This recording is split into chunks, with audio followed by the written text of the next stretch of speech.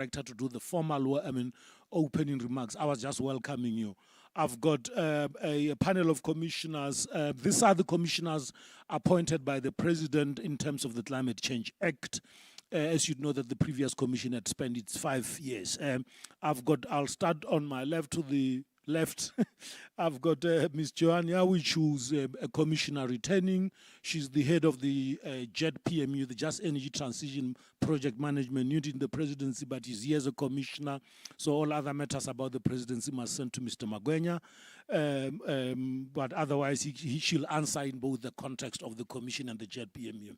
And then I've got Ms. Boitumelo Moleto, who's also a commissioner, returning, joined the commission in the last half, but returning for a full term. She's from the Congress of South African Trade Unions. As you know, the just transition is an idea that came from the trade unions. And then I'll jump the gentleman in the middle. I think you already know him. And then go and next to him, it's Her Royal Highness Queen Neo Mupedi, who's representing myriad. I don't want to say the traditional leadership. She represents women, youth, the traditional leadership, the overall system of governance. She's got her own business acumen. So the diversity of our commissioners, except the immediate constituencies, is actually broader than that. So they bring in more skills rather than the mandates. And then I've got, of course, colleagues, Dr. Titus Smarte, who was recently in the South African National Energy Development Institute, as CEO now. He's now CEO designated the Center for Scientific Innovation and Research, CSIR. TIA. Oh, TIA. Oh, Technology Innovation Agency. Yes, the other innovation agency. I don't want to get into trouble with ministers for changing their CEOs and boards here. And then, of course, thanks for that. I'll remember that. I'll never repeat that mistake, Dr. Mata, I promise. And then, of course, sitting in the middle is Mr. Dipak Patel, who's the new deputy chairperson of the commission. He was previously in the commission, having taken over from Dr. Crispian Olva, who took over from former Minister Vali Musa, but he served in the secretariat before that as senior policy advisor for climate finance and innovation. I don't want to read the CVs. All the CVs are updated with the right photos on the website. Having said that, ladies and gentlemen, there are no major rules. We'll be opening up after the short presentations and inputs from the high-level panel of the commissioners, and then we'll take a Q&A, and then we'll allow for some time for some individual interviews so that you don't all only have listened to the feed. And we hope you will write, and when you write, you'll write gently about this interaction. But otherwise, let me take this opportunity to now welcome you and then call upon the Executive Director, Ms. Dora Mudise, who's just cracked her year also in the commission as Executive Director, with me having acted for 6 weeks last year. Executive Director, Ms. Dora Mudise, the floor is yours. We can clap. Thank you very much, Mr. Manale.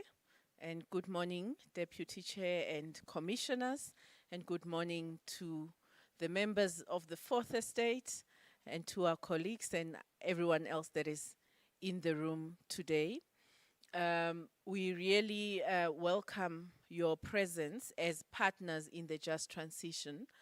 Partners meaning that, those of you that are in this business of communicating and ensuring that the messages reach the public or different spaces are partners in the implementation of the just transition, because it is through you that the understanding is entrenched, that we want to push forward.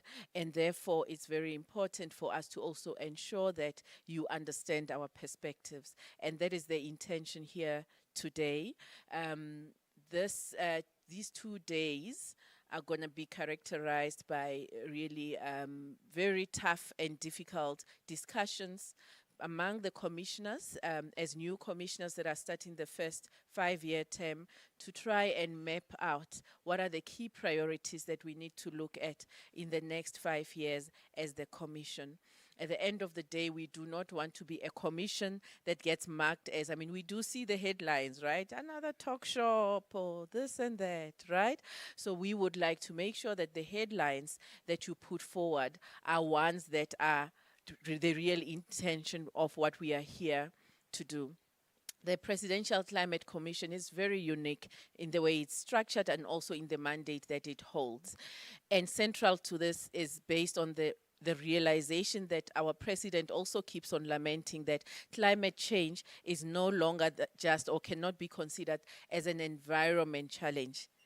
It is an existential crisis. It is also an economic development imperative. You will see with the impacts that are happening, it affects the whole of economy. The measures that we take to reduce the impacts of climate change also impact on economic activity. Therefore, we need everyone in the room as we craft those solutions, and which is what this commission demonstrates. It's 25 commissioners that represent everyone in terms of all sectors of the community. And even, by the way, we also have representation of, if I recall correctly, there is a commissioner that has got a background in the media space, which is also quite critical because we also keep on getting that criticism that says, how do we bring the language back to the ordinary man on the street? And it is through your assistance. I mean, some of us are scientists. We just blab on with all the jargon and all of that, and we lose everyone, whereas climate action is everyone's responsibility, and therefore everyone needs to understand it.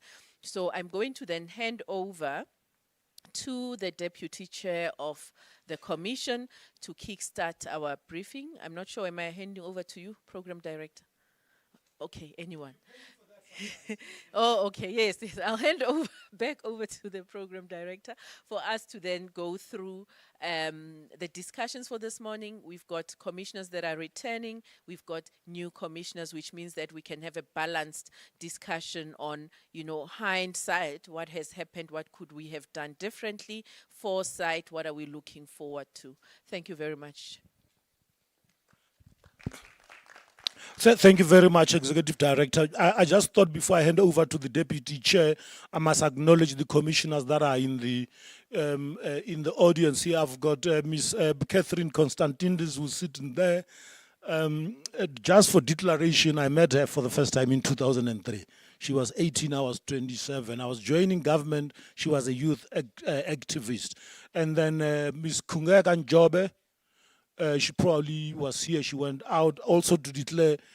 She also interviewed me for my first job in government at DFFE, including Ms. Joania, which I'll stop there before I expose all other matters. And then we've got also Commissioner Muhammad Gallant, who quickly dropped his bags. I think he's also grabbing coffee. He's from the faith-based community, the Muslim Judicial Council. As you remember, the last commission, not rotational, but the last commissioner was actually from the Christian faith, from the South African Council of Churches. So that's what the faith community nominated. So that, there is coming in through. So for now, those are the commissioners I acknowledge that have joined and are inside the hall. But they're also available to, if you want to profile them more during the coffee break, even if they're not on the profile. We basically make sure that this session is to ease up that kind of engagement. As I do that, ladies and gentlemen, let me welcome the third deputy chairperson of the Presidential Climate Commission and the first in terms of the Climate Change Act, Mr. Dipak Patel. Mr. Patel. Thank you. Thank you very much for that very warm welcome, Blessing. And thank you very much for also providing some context to this commission and how it is located to the Executive Director. I do want to try, if I can, to keep it short. Those of you who know me to be a verbose person. I will try to be more disciplined, given that around me on both sides, I have very distinguished commissioners who come from a particular part of their sector of society or expertise, and commissioners who, by virtue of their diversity, bring a real qualitative, quantitative, scientific, and broadly socioeconomic perspective to the work that we do. Blessing has already mentioned that this is the first commission to operate in terms of the new Climate Change Act. Those of you who know, that act was in the making as a bill initially and then finally assented to by the President as the act that deals with all of government, all spheres of government, and all of society, including business, labor, as we endeavor to meet both our climate change response goals as well as doing it in a way, in the President's word, at a pace and scale that the country can afford and that which makes sense for the country from its own socioeconomic development perspective. My fellow commissioners who are on the panel with me, Dr. Titus Mate, Her Majesty Queen Neo Mompeli, Ms. Joanne Yawich, and Ms. Boitumelo Molete, will also speak from their points of view. In some cases, new commissioners, in other cases, already somewhat wizened by either a full or part stint in the previous commission's term, will give you their perspectives of what they would like to see the commission focus on. I do want to say that in terms of the Act, the Commission is not just empowered, but in fact strongly mandated. And that mandate was repeated in a 2-hour session we had with the chair of the Commission, the President of the Republic, Mr. Cyril Ramaphosa, who indicated that while there are a number of commissions that he has created, he would like to think that this is one of those commissions that will have very far-reaching as well as positive impact on South Africa's transition through a just transition to a green economic future. Having said that, I think he also encouraged us to be forthright, to be guided by science, to be empirical as possible in our pursuit of articulating what we think the pathways might be through the just transition that we, despite the global constraints and challenges, despite what that might translate into in the local environment, what would those pathways look like for South Africa to emerge through a dual process of ensuring justice through the transition, ensuring climate responsiveness, and I will come back to climate responsiveness in a second before I hand over to other commissioners, but also in a manner that deals with South Africa's triple challenges as we pursue a path of socioeconomic development. As far as the just transition is concerned, under the leadership of the previous 2 deputy chairpersons, we saw South Africa, through the cabinet, adopt the just transition framework, and that remains, as far as I am concerned, and I hope all of our commissioners are also concerned, as the beacon and the base from which we will judge whether our transition is in fact being pursued in a way that leaves no one behind. The justices that are mentioned in the Just Transition Framework deal with restorative, procedural, and distributional justice, and those remain key tenets of any choices we make with respect to how to pursue that transition. The second point I would like to make as far as the transition is concerned is that South Africa approved last year 2 very important policy pieces, one being the Integrated Resource Plan and the other being the Nationally Determined Contributions. The IRP, for those who might not know, indicate what the mix of energy technologies and primary energy sources would look like over the next 5-year period as we proceed with a process of energy security, energy access, energy affordability. And we all know that the leading edge or the tip of our just transition, in fact, is through the pathways of energy choices that we make. Secondly, the nationally determined contributions, also adopted by Cabinet after a long consultative process and input by the PCC, is what the country positions and lodges with the United Nations Framework Convention on Climate Change as the country's ambition as it relates to a reduction in emissions. And we all know that there was a debate about whether, in fact, that was a statement of sufficient ambition or not. That notwithstanding, it is, in fact, an advance on the previous NDC. And I think that NDC then also sets the stage for the final point that I want to make, and that is while our domestic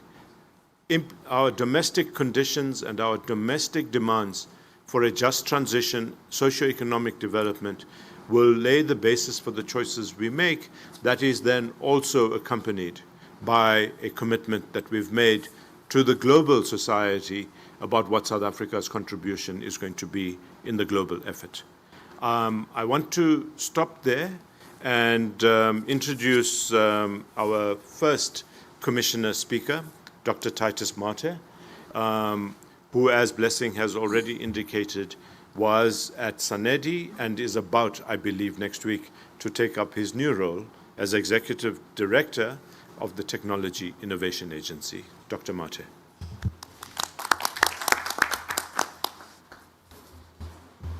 Thank you very much, Deputy Chairperson.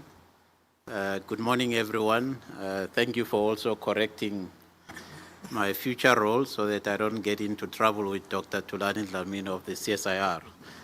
Of course, we're part of the same family. Technology Innovation Agency reports under Department of Science, Technology and Innovation. But for today, I have been requested just to reflect on my thoughts as a new Commissioner for PCC. And I thought, let me start by highlighting what is common cause, or things that we all agree on. We cannot discuss and debate. What is common cause is that climate change is real. It's happening. All of us are feeling it, the negative impact of climate change. We're already feeling it, the heat wave that we're experiencing, the floods that we are experiencing, the drought that we're experiencing. So there is no debate. We're all on the same page when it comes to that. However, developing countries are the most unprepared in dealing with the climate change. That includes South Africa and Africa as a whole. Therefore, there is a necessity to speed up transition. South Africa's commitment to transition cannot be faltered. South Africa is also in support of the transition, and it's common cause. We're amongst the highest polluters in the world. Per capita, we're amongst the highest polluters in the world. So it's a no-brainer that we need to be negatively affected by the transition. However, what we now need to do is to focus on the doing. I think we've done enough planning. Of course, there's still opportunities to tweak some of our plans. Let's focus on the doing. Let's focus on the implementation. And then we'll self-correct, of course, as we implement our framework going forward. And assess a testament to that. So the question is, how do we reach a consensus? How do we ensure? So the question is, how do we reach a consensus? How do we ensure that climate transition planning is integrated into policy? Well, the primary objectives of the PCC consensus mechanism are to inform. The objective of today's session is to empower and is to raise awareness amongst all the stakeholders affected by climate transition. To date, attempts to deliver just transition in South Africa have been inadequate. I think we all agree on that. Why? There's lack of resources and fragmentation in the implementation. The fragmented response, which can be traced to several root causes, One of them being the coherent and coordinated social and economic policy. The second one being the existing gaps in the current policies and the overlapping roles amongst the various players in the space. So, how do we then drive this coordination, prioritization, and achieve the necessary consensus? Number one, we must incorporate climate change into national and sectoral planning. Number two, we must identify and mobilize investment for climate resilience. Number three, we must activate the levers of the Just Transition Framework, social protection, skills, governance, as well as finance. Number four, we must build and coordinate research institutions to support long-term modeling of just transition outcomes. Number five, we must enable a shift towards a more inclusive, low-carbon economy that supports new livelihoods and competitiveness. So how do we deliver this? We must focus on development and coordination of the National Climate Research Agenda. We must focus on the synthesis of research and information into accessible formats that is usable by the policymakers as well as the key stakeholders such as yourselves. We must focus on providing expert advice informed by researched and data that is verifiable going forward. We must also recognize that establishing a level of consensus is a process. It's not a once-off event. We should rather not focus too much on a full consensus where we all agree before we do anything, but rather let's focus on a more realistic goal, focus on sufficient consensus to enable key just transition measures to be implemented. South Africa is well known for having forged our democracy, establishment of our democracy through sufficient consensus. Those are of my age will remember the term sufficient consensus that was reached before we established our democracy in 1994.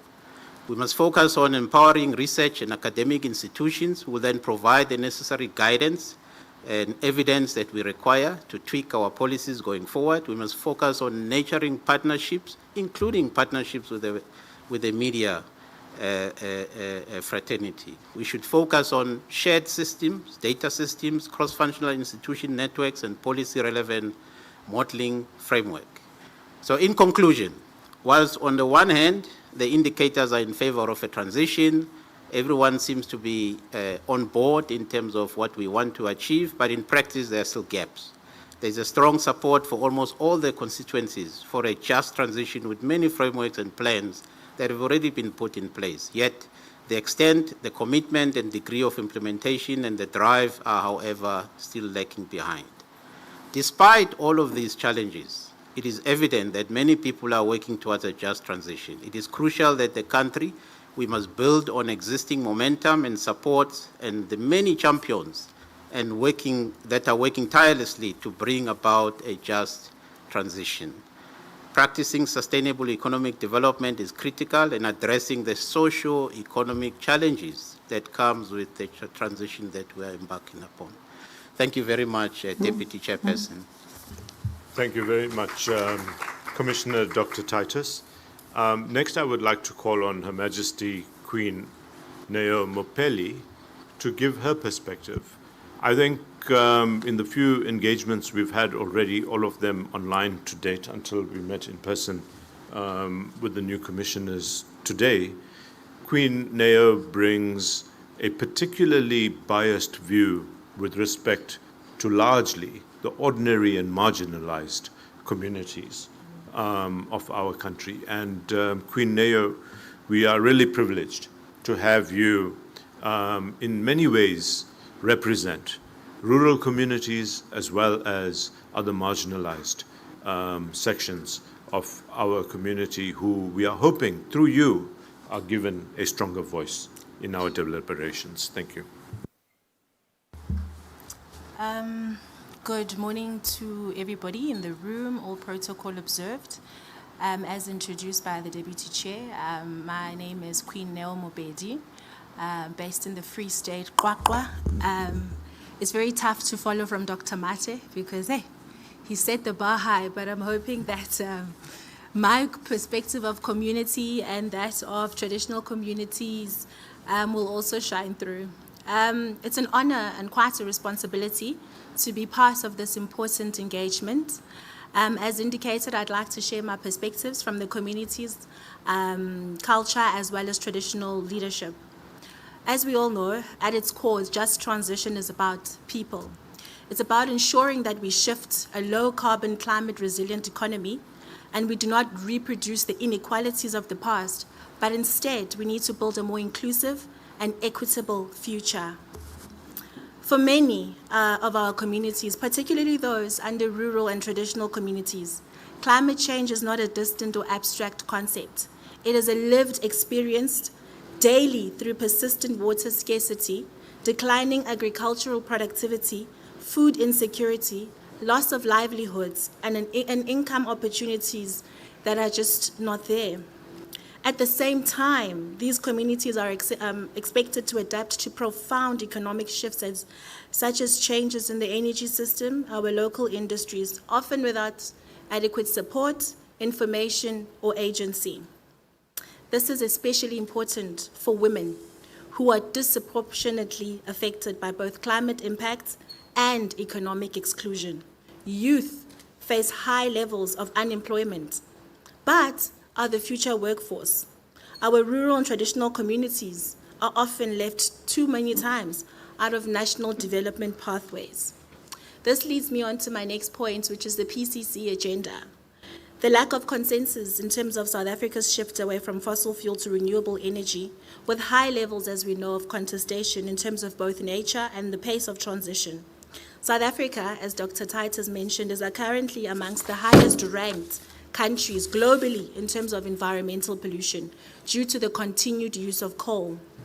This then brings us to the Just Transition Framework and the emphasis that it places on the importance of participatory decision-making structures, including the design and implementation of the Just Energy Transition actions and proposed individuals and communities in affected area.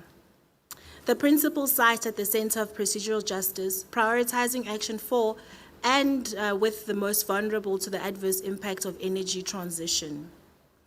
When it comes to business, the principle of meaningful engagement is simple. We need to talk to affected stakeholders. It's essential for us to ensure appropriate action is taken to prevent the harms to the people and maximize social, environmental, and economic benefits to the enterprise.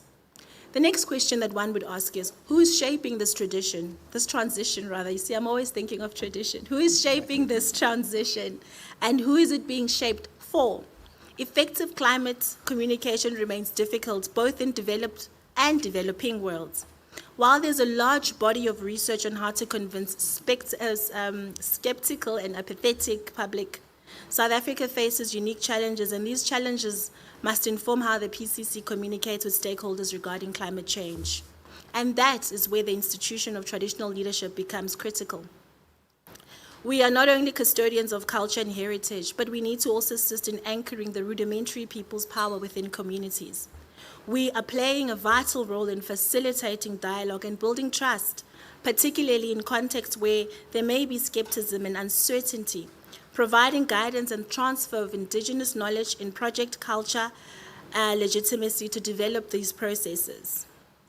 One of the key priorities, and I think really the most important thing that I'm going to say today, is to strengthen community-led engagements and outreach. This is not simply a communication exercise, it's governance, it's accountability mechanisms. It is important for community-based outreach because it creates direct engagement between decision makers, communities, and it grounds the PCC's policy recommendation in local realities and lived experiences.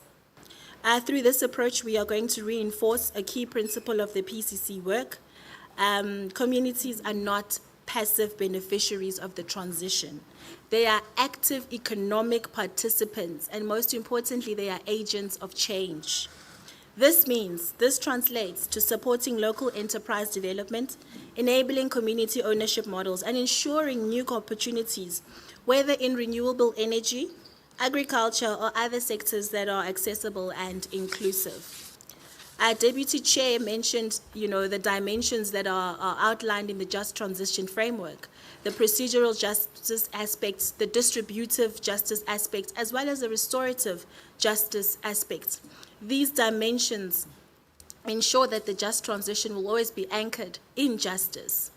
And now I come to the end of it, where I'd like to appeal to the media in just transition. As public conversations on climate change evolve, so does the sophistication and the range of arguments used to downplay or mortgage the need for action.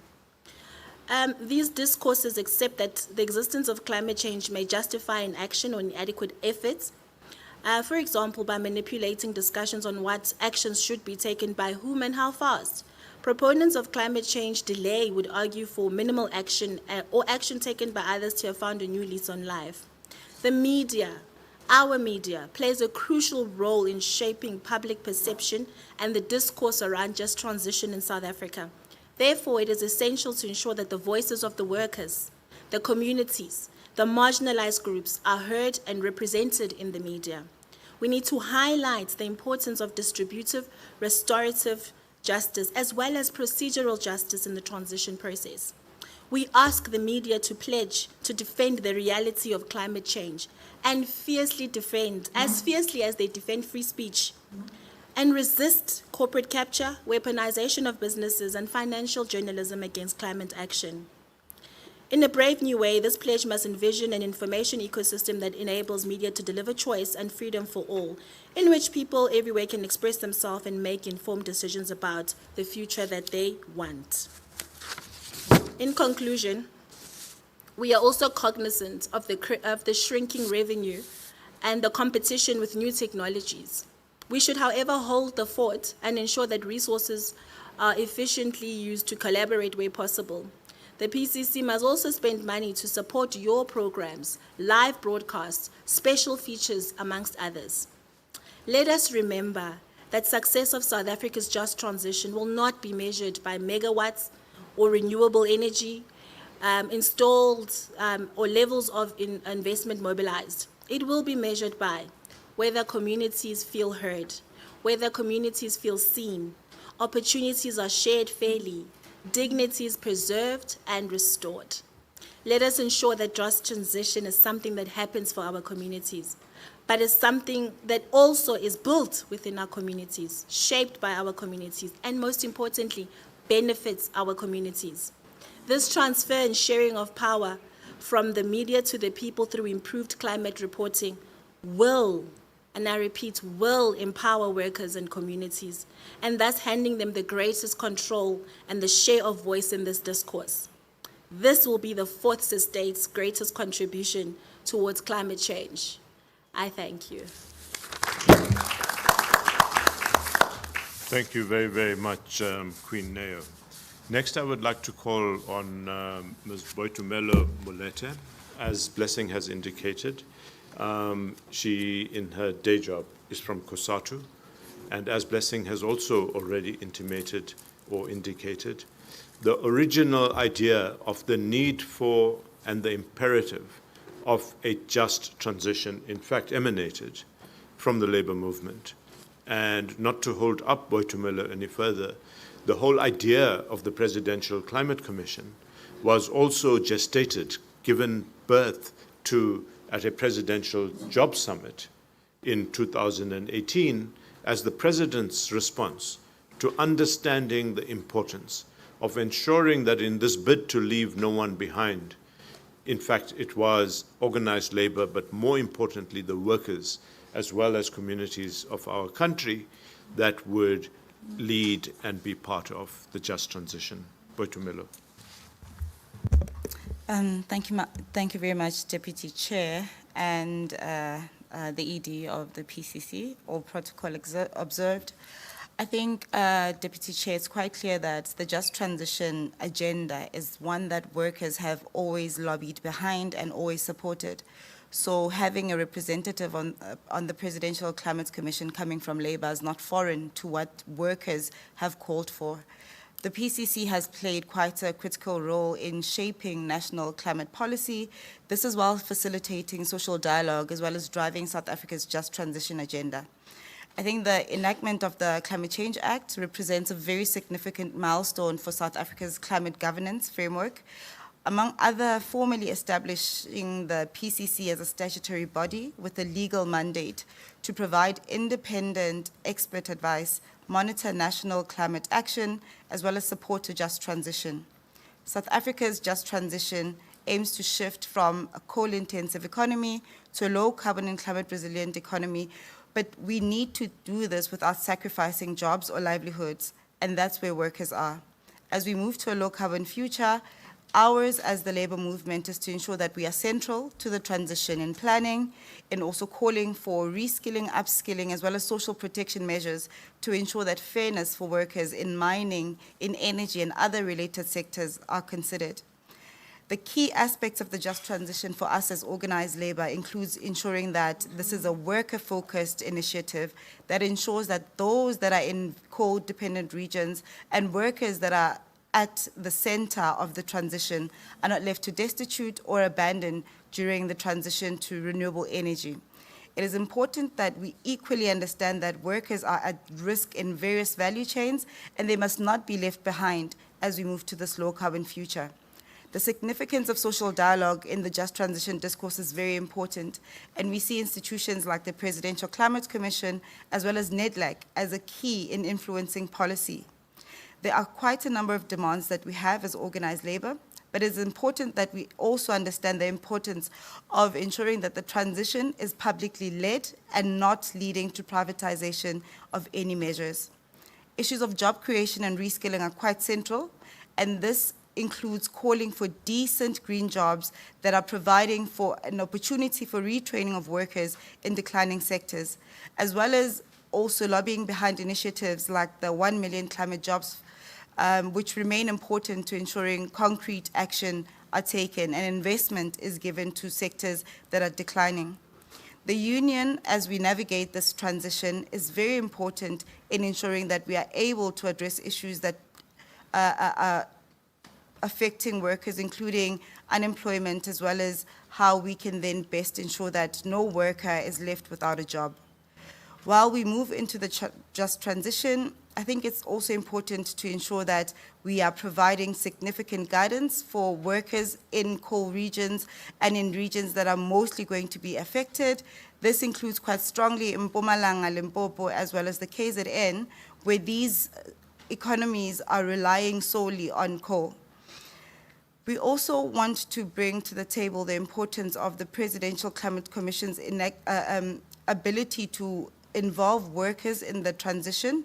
There have been quite a number of activities and engagements with workers where we want to hear what workers on the ground themselves are saying pertaining to the low carbon and climate resilient economy and their role in ensuring that the transition is not leaving anyone behind.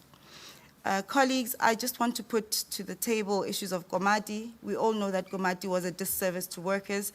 And as the PCC went into Komati with the 2 reports that were consolidated in Komati, ours as this new commission and as put by organized labor to the commission is to ensure that we go back to Komati and we ensure that workers in Komati, the community of Komati, are actually being considered.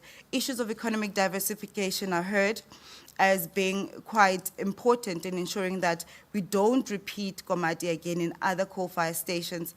So as we then try to redress issues of Komati, we must consider future decommissioning and how we can best act for the workers and the communities to be part of the process and not left on the peripheries of decisions that are made at high level. Deputy Chair, we are currently sitting in the NEDLAC Labour School.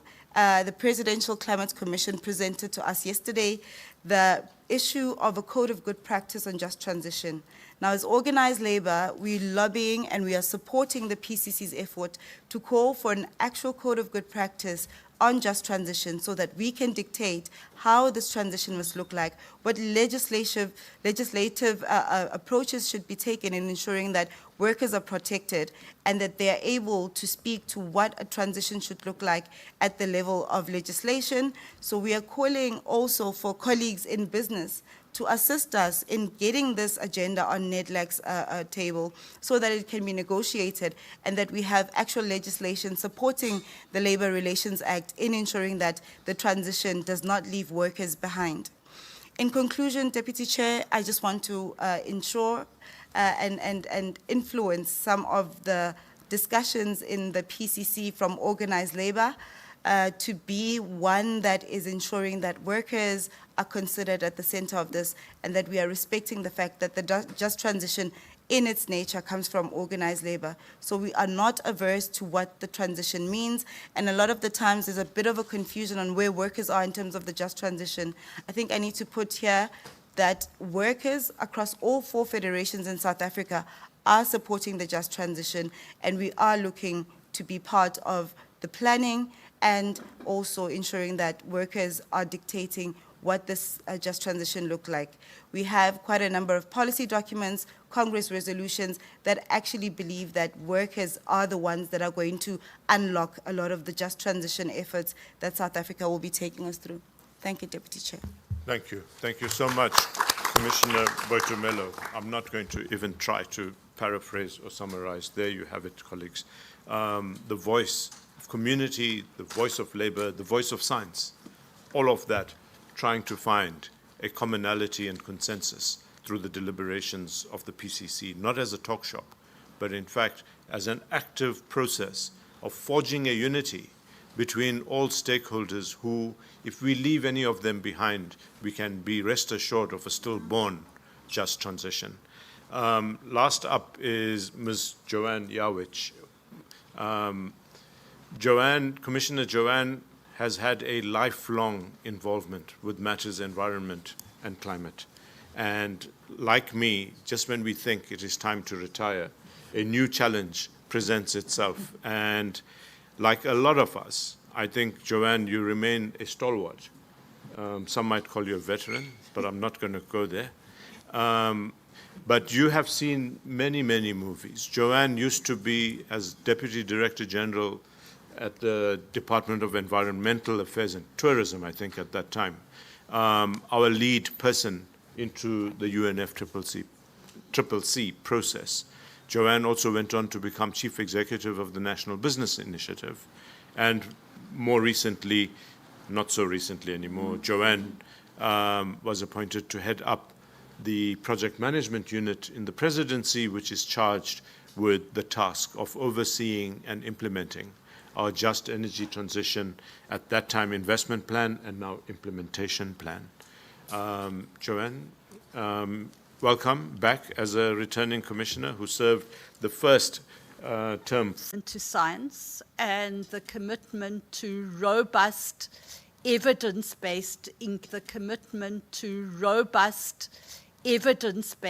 engagement, in order that those of us as commissioners, all coming from very different walks of life, very different perspectives, very different constituency interests, can sit down around one table and try our best to find one way forward. And I think that it is actually quite a unique thing. It's sad that it is a unique thing in South Africa, but I think that that is the uniqueness and the inherent potential of the Commission, and its strength is in that work and that, that ability.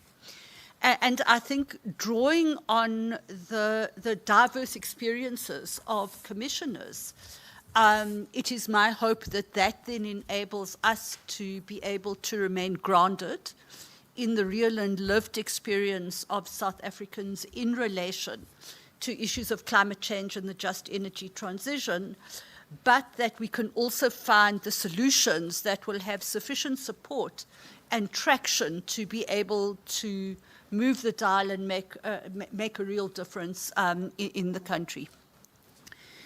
The Commission is an independent body. It provides independent advice and recommendations to government.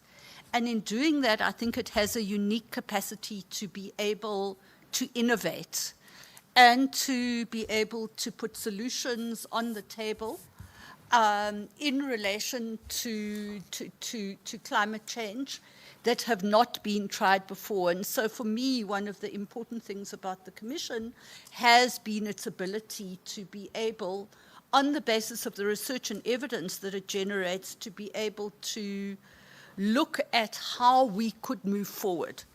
The previous deputy chair of the commission always used to talk about the commission leaning into implementation. And I had some interesting engagements with the former deputy chair about what that means. But I think that in my view, what it offers is an opportunity to put forward new and different ways of doing things that will take us further in our climate and energy just transition goals. We are living in a very uncertain world at the moment. I'm sure all of us are anxiously waiting to see what is going to happen, in particular with the war that is being waged against Iran. And it could have some very fundamental implications for what we do and how we do it as a country. And it seems to me that it is something that will either really push the energy transition forward in this country, may well do that. But on the other hand, I think that it puts us into a very perilous situation, and particularly, I think, in the world of climate finance and development finance more broadly, where we have seen that as we move into a world that is rapidly arming, traditional sources of finance and support are being moved off into an international finance in particular, and climate finance, that ODA and climate finance, those sources are diminishing. And so a very important part of the Commission's work is really to look at how we build homegrown solutions to the issue of how we mobilize and deploy finance into key elements of the just energy transition and into this enormous need that we have in the country to proactively build our capacity to both adapt to the impacts of climate change. And I say proactively because I think our responses currently are very much after the fact, which is not good enough. We need to be knowing when a disaster is coming and preventing its impacts rather than responding after the fact, as well as building the resilience of communities so that climate damage is not as extreme as it otherwise is. And I think that in that context, there are two areas of the Commission's work that started in the first Commission with a lot of consultation and a lot of research, and that are now maturing.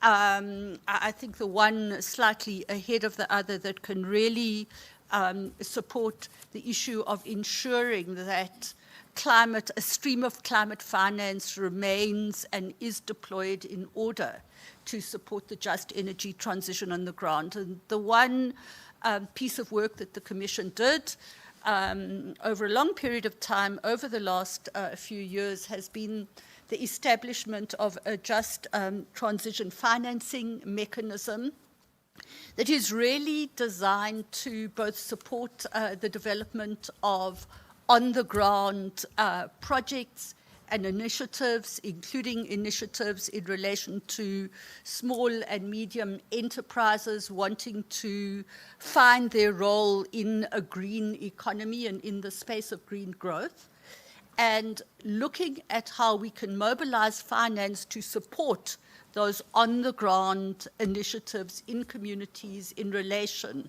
that will support the just energy transition.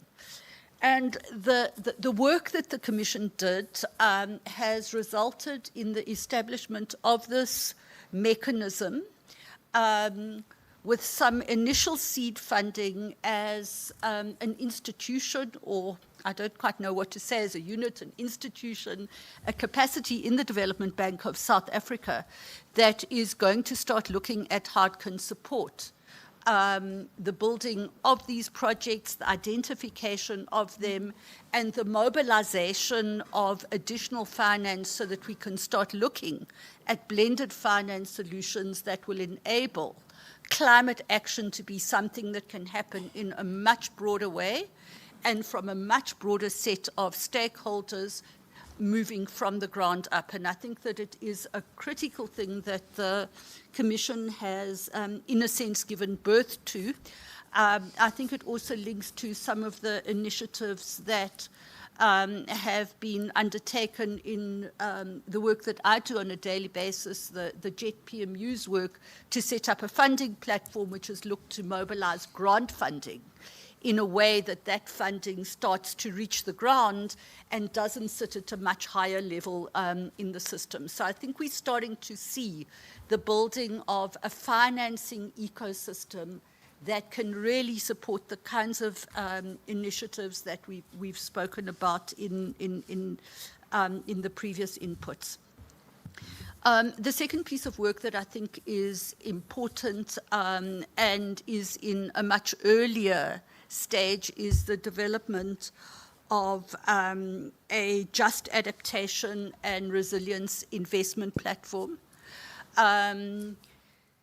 This is an absolutely critical need for us as a country to be able to ensure that the realization and the practical implementation of the kinds of resilience building initiatives that we think are going to make a real difference in the country are funded sufficiently at an early stage.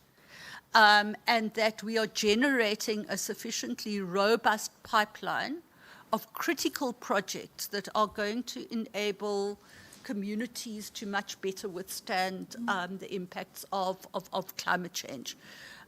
This is work that is being done with a wide range of actors. It is looking at sectors such as work on water systems, and we already have a major water crisis in the country. Some of it is really around the resource itself and how we manage our water into the future, but some of it is obviously around the management of the water system and building resilience in that. Then looking at the issues of agriculture and food security.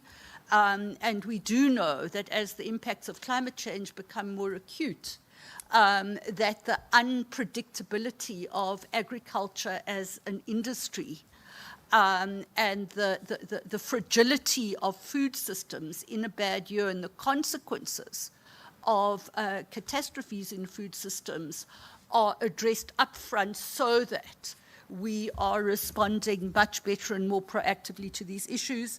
And then lastly, looking at infrastructure and human settlements and how we proactively plan and build our cities and our settlements in such a way that we are climate-proofing them from the damages of floods, fires, and other climate-related disasters. So a really, really critical piece of work. I think importantly, this is not just about mobilizing finance, but it is also about our ability to work with others, to coordinate with others, to bring people together both within government and outside of government, so that as a country we are moving forward in a much more coherent and coordinated way, and being able to see the results of that in tangible deliverables on the ground.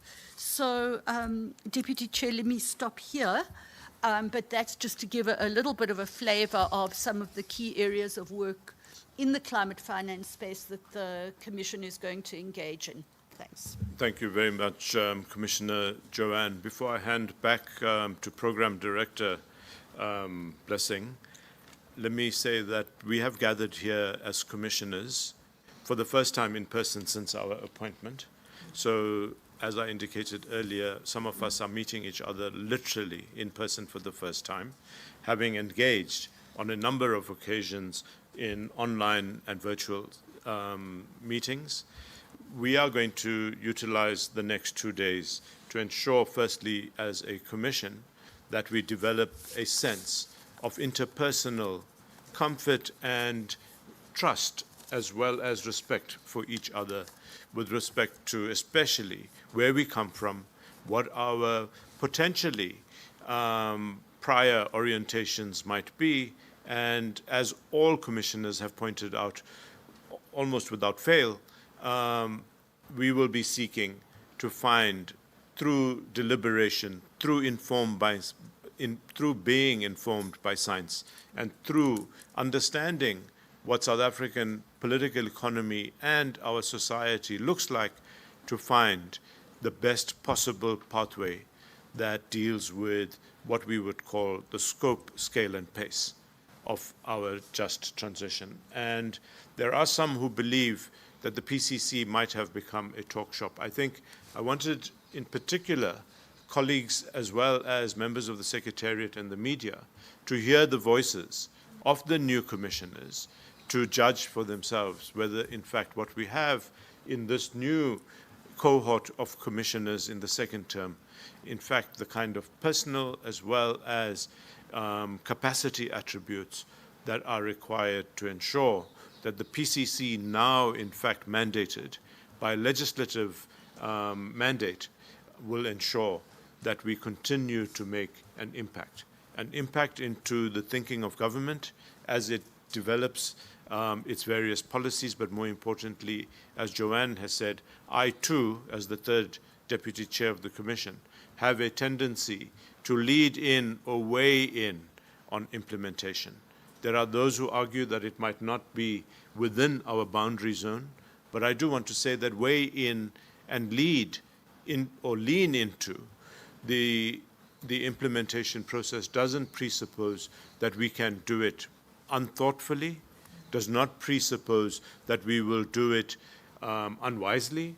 What it does do is, through a process of innovation as well as through a process monitoring, evaluation, and giving advice, we will, in fact, lean in to implementation without usurping the actual mandate and powers of those agencies, public and private, who are intended to be the implementers of various elements of the just transition. With that blessing, I want to hand back to you. Thank you.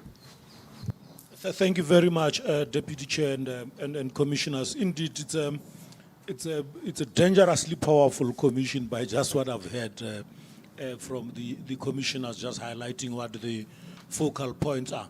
But before I open up the floor for the media, Deputy Chair and Commissioners, thank you very much. I think even us as communicators, we now know what our our commissioners think even before the strategy session. We know the kind of messages we need to go and craft, and we really know what kind of priorities the commission needs to be communicated, what awareness, and each commissioner covered quite an area that affects all of us. Before I open the floor, I just wanted to acknowledge that we've got Boardroom TV, we've got SABC, we've got Media 24, we've got Power FM, we've got Just SA Podcast, we've got Oxpackers, we've got Mail and Guardian, we've got SABC Channel Africa, we've got OSM, and we've got independent newspapers physically in the meeting. And then we've got, as I said, we've invited communicators to join us. We've got Government Communication and Information System. We've invited the ESCOM colleague is here, the communicator for ESCOM. We've invited the head of communications for DFFE, they are in the room, as well as the head of communications for Department of Energy, Makosini, is also here. And as you could see, those are the people that you always want to talk to and the interface with our work. But I also thought that they should be here so that you don't ask for their numbers separately and end up in some commission. That's on a lighter note. And then also we are being joined by other commissioners who are not on the panel. And I've acknowledged others that were here in Dr. Garland. I've already acknowledged you. Brendan Abdinot from the Center for Environmental Rights. He's a lawyer. No commission without a lawyer, of course. Then I've got Mr. Errol Mlambo sitting there. He's from Mpumalanga, also as a youth commissioner. The Just Transition Ground Zero is in Mpumalanga. So you'd understand the wisdom of the diversity of this. And Commissioner Kungega, I acknowledged in the first round and also explained that she once interviewed me for a job at DIT 20 years ago. With that, members of the media, I'd open up for questions if you'd like to have any other questions. When you speak, also just introduce yourself. I'll not move the mic because you've got microphones there. You could just press it and it would work. Yeah. Thanks. Proceed. silver pad. Thank you so much, commissioners, but also members of the media, my colleagues, and whoever is in the room to discuss this very important issue. Just on a lighter note, just to support our Her Majesty Queen on the media part, we as Channel Africa, we have taken this matter seriously, and we are proudly announcing that tomorrow we are hosting Africa Matters Climate Change. Of course, this is Channel Africa of the SABC, is an international channel. The summit is called Africa Matters Climate Change, Financing Africa's Recovery. We have collaborated with Wits Business School, we are convening this as a high-level African and international stakeholders. We have invited different embassies from the African continent, but also we're having government. The Minister of Information will be the key addressee, but we also extended the invitation to the Climate Commission. My brother here, I think, will liaise with you, the commissioners. So the summit is taking place tomorrow from 8:30 to 14:30 in the afternoon. But now my question coming to that is that this project, South Africa cannot do it alone. My question to Vice Chairperson is that how is the PCC planning to collaborate with other African countries and regional partners in the fight against climate change, in particular the just energy transition? Thank you so much. Thanks. There was a hand at the back there.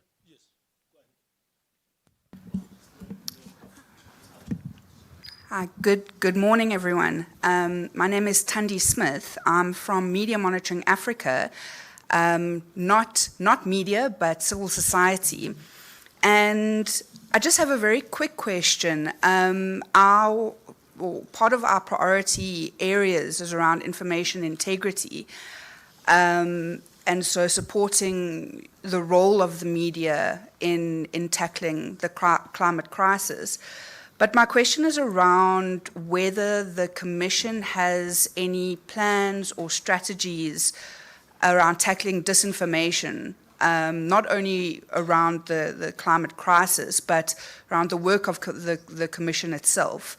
So just on whether disinformation is playing a part in communication strategies, and how you would want the media to play a role in that as well. Thank you. Thanks, ma'am. Good morning. My name is Thando Maeko, and I'm from the Business Day. Just regarding climate finance, the US retreat has given some voices fresh ammunition to argue for the slowing of a coal phase out. Is the PCC equipped to hold the line on the just transition timeline as agreed to by the government and other stakeholders? And then number two, there's also a perception that the PCC carries significant weight in advice but limited power in execution. What specifically will you do differently as the new leadership to move climate finance from recommendation to reality? Thanks for that, Thando. So I did not see you when I was acknowledging the publications because you had my back from the Business Day. A very consistent coverage of climate change and just transition issues, I must say. We really appreciate that deliberate editorial approach to climate change, Thando. Thanks. Commissioners, those are your first three questions. We're also managing time. The Commission Secretary is not the nicest person when it comes to time, but we also want to allow other journalists that you feel that you want to focus on this commissioner to also be able to do it on the ground. So if we shut down, it's because we want to make sure that you've got about 30 minutes before we go to the planning session with the rest of the commissioners so that you could take them one-on-one. That's the intention. It's not to shut down any questions. And I know some of you sometimes prefer those kind of vox pops. Commissioners, do I want to start with... I'm happy for you to allocate the questions or for the executive me to... direction. Correct.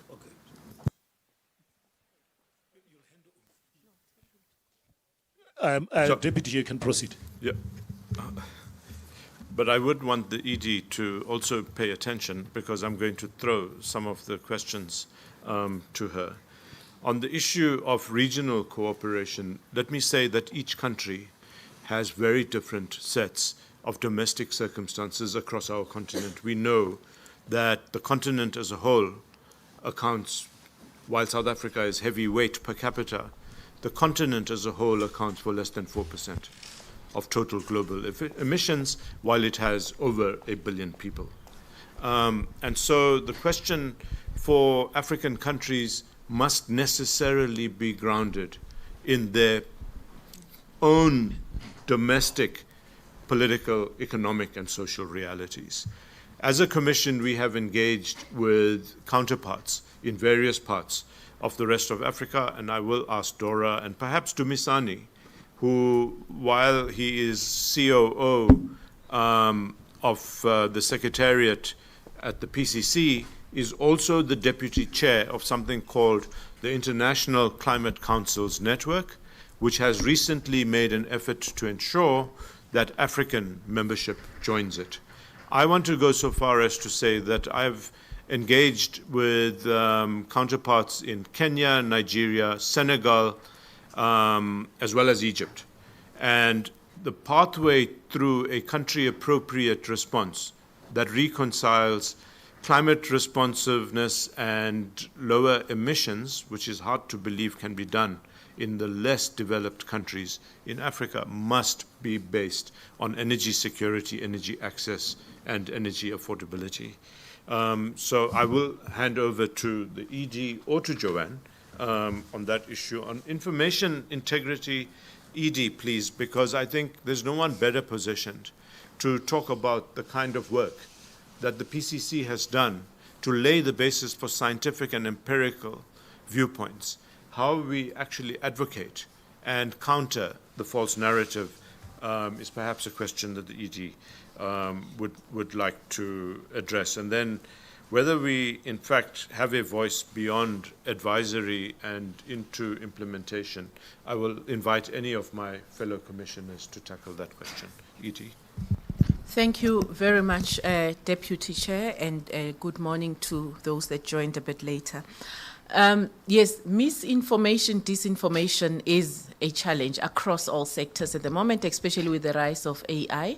We are also seeing, even at heads of states level, people taking serious decisions based on misinformation, and which is why from the PCC perspective, we ground our work around creating the evidence base. So as Secretariat, we spend a lot of time and resources in doing our research, our modeling, and we continually look to enhance our research and modeling capacity such that our decisions are science-based.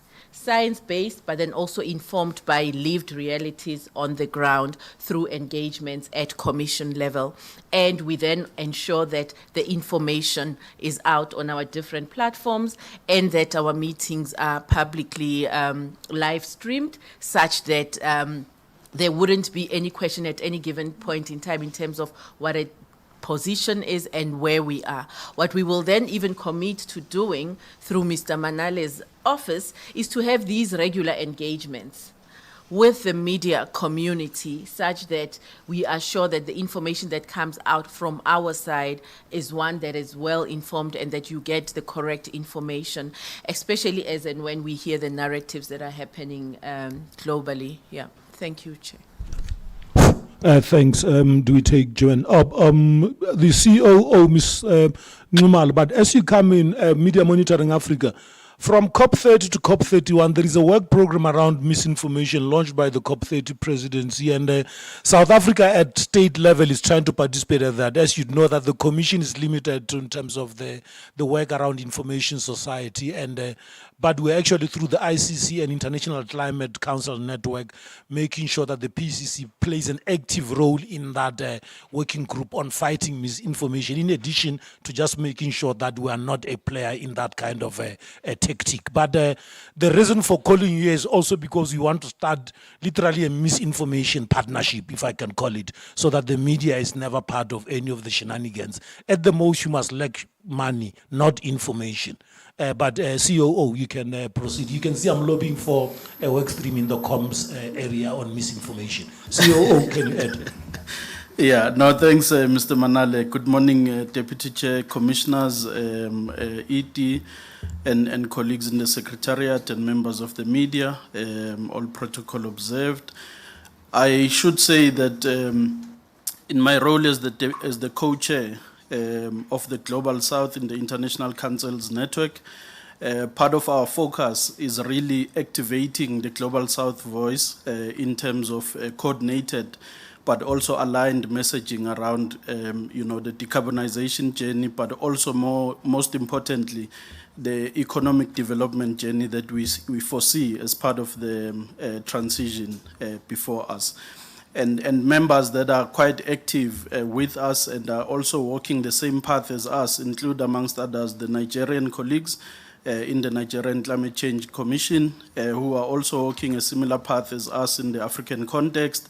We also have other members, for instance, in Mexico, in South Korea, who are also walking a similar journey as us. And part of our also continued collaboration is through what we look at as country platforms, which in the one instance lean towards enabling the conversation around implementation, but on the other hand, it also looks at how the resources are programmed in a more efficient way to deliver optimally on the just transition.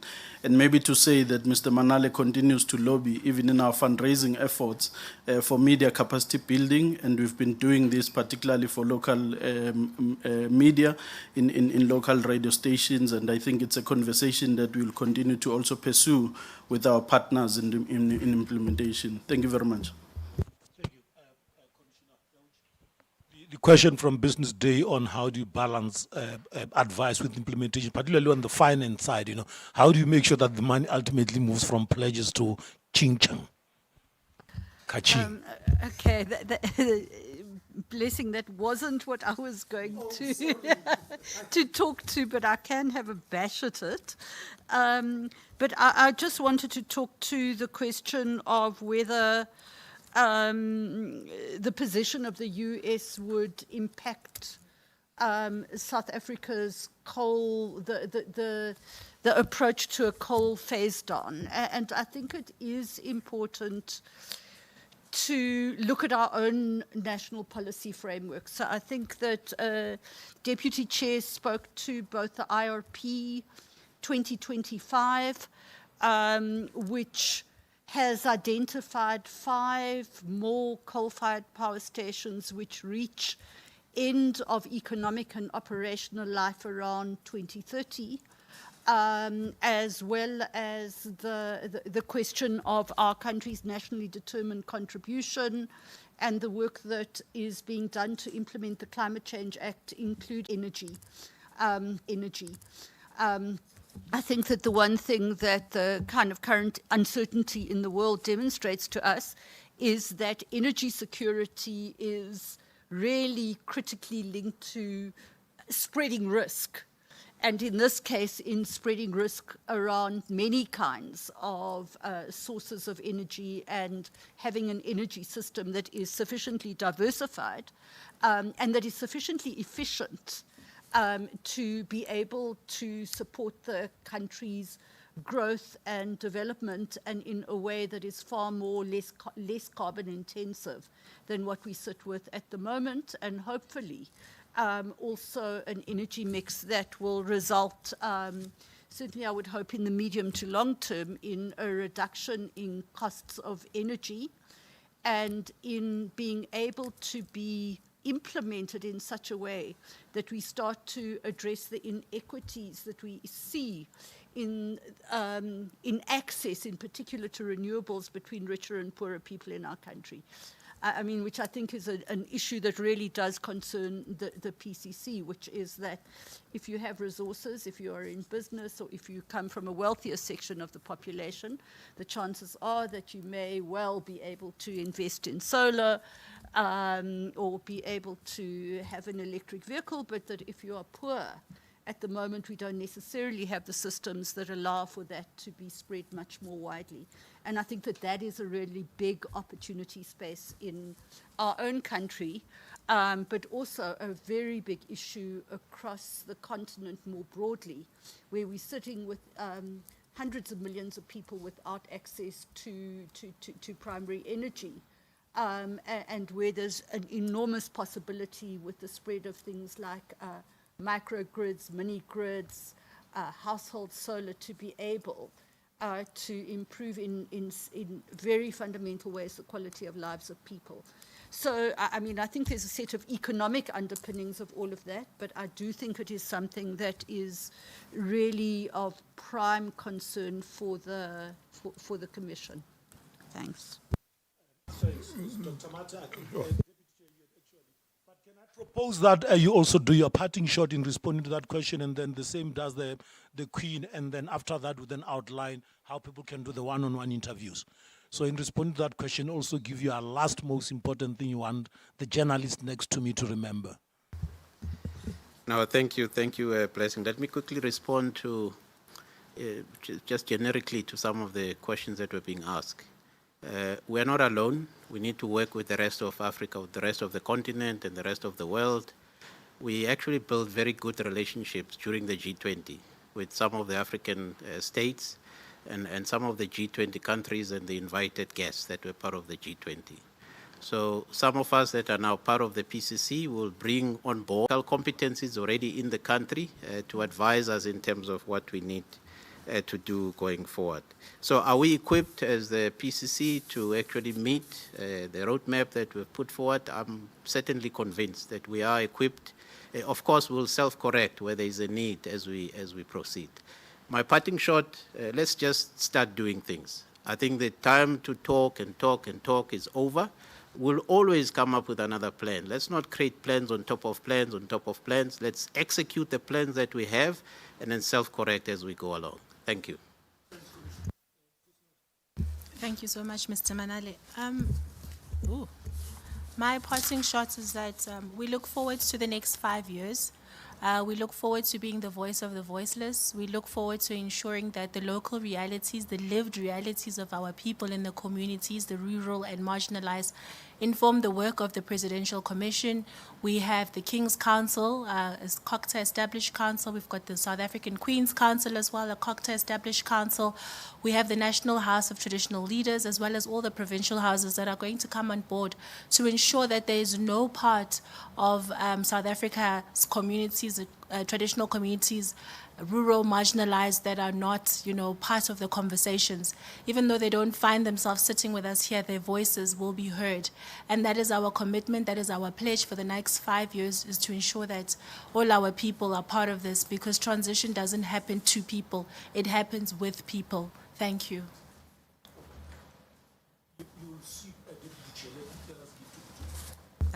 Thank you very much. I think colleagues are speaking very closely to the connections that we have, and Dr. Mata highlights it quite well. Some of us also participate on the UNFCCC processes, including COP in Bonn. So it's very important for us to understand that the reach the PCC would have in terms of aligning with other bodies and institutions is quite strong. We also have the Africa Group of Negotiators, which also gives us an opportunity to lobby and influence the regional drive of the just transition. I think also it's quite important that we acknowledge the importance of the Global South and its alignment to the processes that we would be undergoing. Colleagues, the PCC is viewed internationally as one of the most pioneering bodies in advocating for just and equitable transition. So we are also moving as a key country that is making sure that social dialogue is central to our just transition efforts. I just also want to indicate, there are other bodies domestically, including the PMU, the Just Energy Transition Funding Platform, as well as the DHEAD Skills Advisory Forum, where we would be able to also align and remove the fragmentation that we see in terms of the level of coordination in government. So we do have actual statutory institutions that we can utilize to ensure that this just transition is actually one that is inclusive and involves the broader society.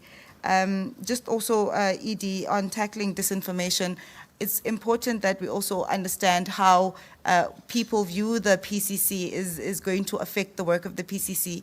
I was in Mpumalanga speaking to workers there, and I think it's important that the media assists us also to communicate at the regional levels in those communities where these sittings are not really popular, so that we are actually giving the proper information and we are giving communities and workers the right channels to communicate. And that is the Presidential Climate Commission, the President's Economic Advisory Council, as well as the National Planning Commission.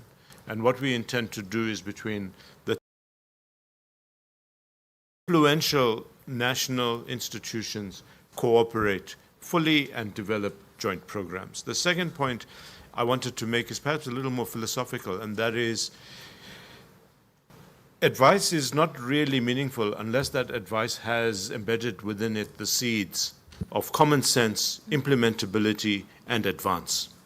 And we, as a commission, assisted by a very able secretariat, which has also cut its teeth now in 5 years of working on these issues, come up with science-informed as well as relevant programs that are then either policy advisories or, as Joanne has mentioned, innovative ideas to take us forward. And taking us forward means that in energy transition, and this leads me to coal phase down, phase out, whatever the word might be, is not really about a premature or hasty closing down of coal-fired power stations, but in fact making sense of those that need to be decommissioned, and decommissioned because they've reached close to the end of the economic life and therefore have become inefficient and costly. But secondly, we speak about a growing component of the mix being renewable, and there, those who might think that we're ignored by the Department of Electricity and Energy only need to see how much attention the Minister himself is paying to the issue of expansion of the grid and finding innovative ways in which to get the private sector to participate in both the funding as well as potential implementation of the projects associated with grid expansion. And that is premised on renewable energy becoming very, very visibly and a large part of the mix going forward. Final point I wanted to make is a plea to the media that we're partners in this process. I think what we've embarked on is a multi-decadal journey here. And whatever aberration there might be as a result of geopolitics or as a result of the naysayers with respect to climate change, global warming, politics will come and go and is perhaps for durations of term fashionable.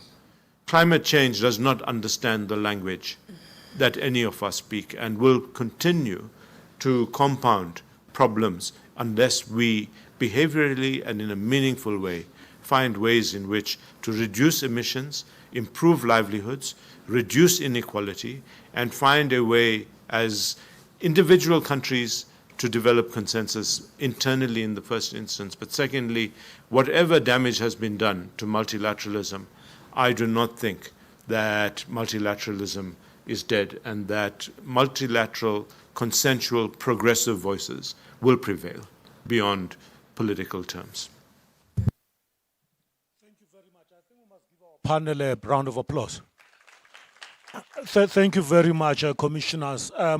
Let me thank everybody for attending today. The PCC communications team remains available, and most of our commissioners are not media shy. What we just need is to make sure that they are available physically in terms of managing time. There is nothing that stops them engaging with the media except convenience, for lack of a better word.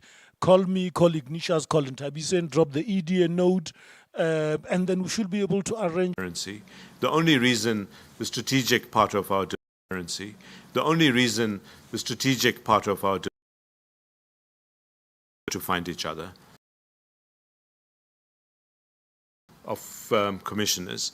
The commission meeting itself being held tomorrow after our strategic deliberations, I'm open, is It's also open back to the Correct. media. It is as a formal commission meeting, and living up to our tradition of openness will, in fact, be open. Yes, correct, Deputy Chair.